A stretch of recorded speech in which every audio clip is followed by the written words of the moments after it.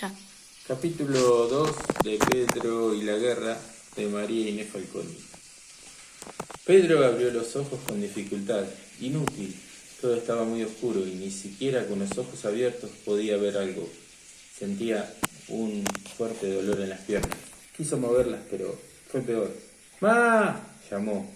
Aunque escuchaba voces a lo lejos, no obtuvo respuesta. Trató de gritar más fuerte. ¡Mamá! Nada.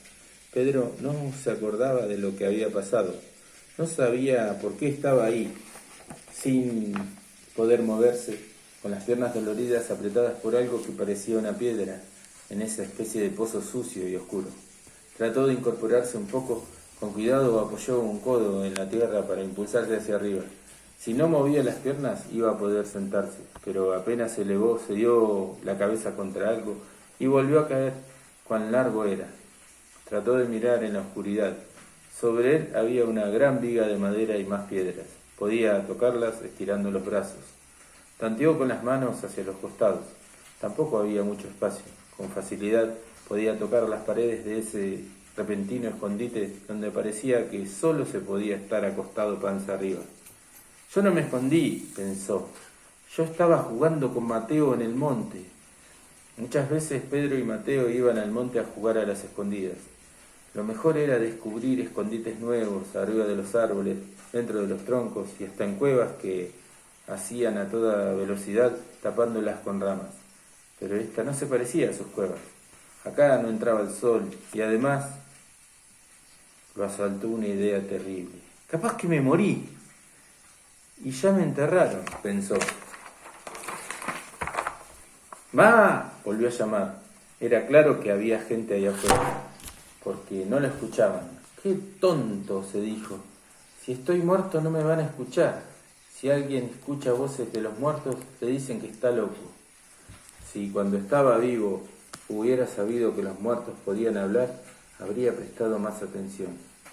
Capaz que hubiera podido hablar con el abuelo Paco. ¡Hey! Capaz que ahora lo encontraba. Esa era una buena noticia. Después de todo, lo extraño, pensó Pedro, es que me duelen las piernas. Él había escuchado a la vieja Emilce decir de su marido cuando se murió, por suerte dejó de sufrir. Así que los muertos no debían sentir ningún dolor. Seguro que lo habían enterrado mal. ¿Quién habría sido? El tonto de Pancho, seguramente. Él era el encargado del cementerio. No se le puede dar una tarea tan seria a un tonto, pensó Pedro. Lástima no haberme dado cuenta antes.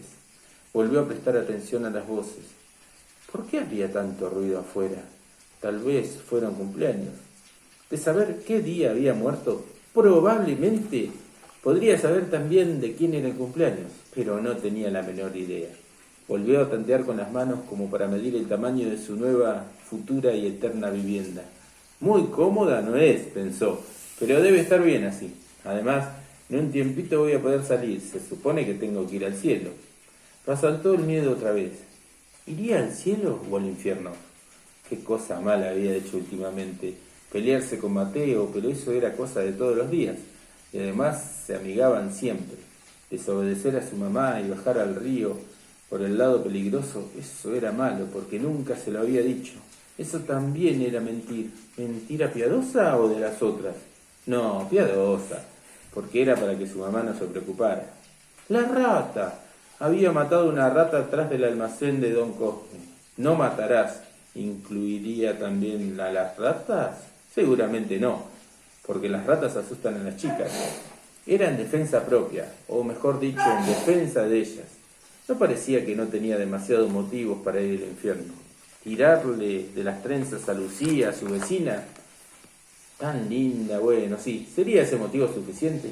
Lástima no haber prestado más atención al cura cuando hablaba los domingos. Seguro que él lo había dicho en su larga lista de pecados. No decir malas palabras, no mentir, no contestar mal, no pelear. Decidió que lo del cielo o del infierno era un problema para resolver más adelante.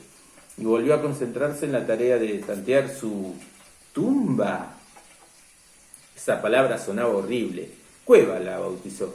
La tierra estaba húmeda, pero caliente. Eso está bien, pensó. Lo del frío como la muerte parece que es una mentira de los vivos. Frío no tenía, De pronto tocó algo duro que parecía semienterrado.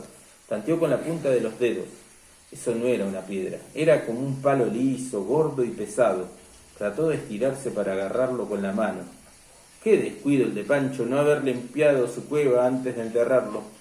Torció un poco el cuerpo hasta que finalmente pudo hacerlo. Efectivamente, era un palo. O mejor dicho, era como el mango de algo, porque no era recto, sino un tanto curvo y muy lisito. Trató de desenterrarlo, haciendo fuerza, pero no pudo. Si lo muevo, tal vez afloje la tierra y salga, pensó. Con la punta de los dedos empezó a empujarlo hacia un lado y hacia otro, hacia adelante y hacia atrás, probando de tanto en tanto si podía sacarlo. Era evidente que cada vez estaba más suelto. Eso lo entusiasmó. Algo que sería tan sencillo si estuviera vivo. Mirá vos, cómo se complica cuando estás muerto, pensó Pedro. Estuvo así un rato largo hasta que el mango cedió. Con cuidado y de a poco empezó a traerlo hacia sí. Pesaba demasiado para levantarlo con un solo brazo. A medida que su mano iba recorriendo el mango, se dio cuenta de que no era tan liso. Estaba como tallado, podía sentirlo con la yema de los dedos. Un escalofrío le corrió el cuerpo. Él conocía ese mango. Ya lo había tocado, lo había tenido en sus manos. Ese mango era... Apuró el trabajo, sí. Si llegaba a la otra punta, iba a estar seguro. Lo iba pasando por debajo de su brazo a medida que lo traía hacia sí. Las inscripciones pasaron de largo y entonces tocó lo que sospechaba. Un hierro frío y plano. Ahora estaba seguro. Esa era el hacha de don José, la que usaba para cortar leña. Don José le había hecho tallar su nombre en el mango con un cuchillo para que nadie se la llevara. Volvió a empujarlo hacia los pies. Quería pasar los dedos por la talladura para ver si reconocía las letras.